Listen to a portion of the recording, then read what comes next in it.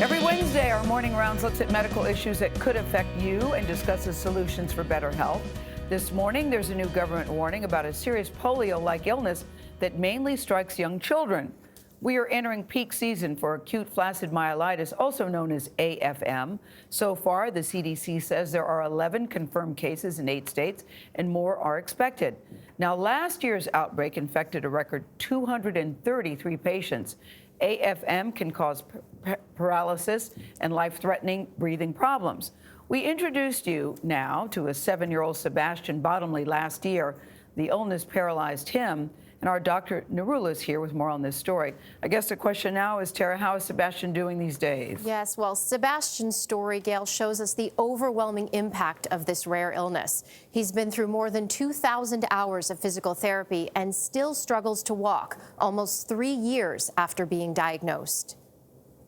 It's been a long road, and it's still an ongoing process. Sebastian's mother, Krista Bottomley, says her son's journey began in 2016 when his cold turned into the polio-like illness, leaving him paralyzed from the neck down.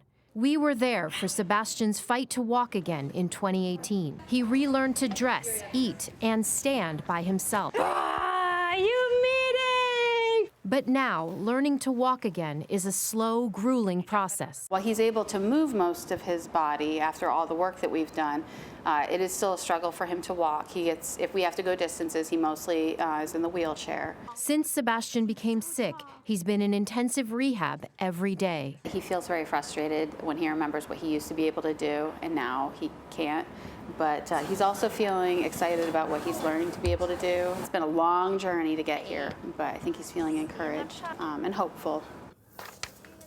It's good to see him, Tara. Good to have you at the table. So let's start with what causes AFM, and why does it spike in the summer? Well, it's a little bit of a mystery still. You know, the CDC is working very hard to figure that out. And the best theory we have is that it may be caused by a family of viruses known as the enterovirus family. And so the idea is that that virus specifically attacks the motor neurons in the spinal cord that causes the weakness. It also could be an inflammatory and immune reaction to the virus that's damaging those nerves.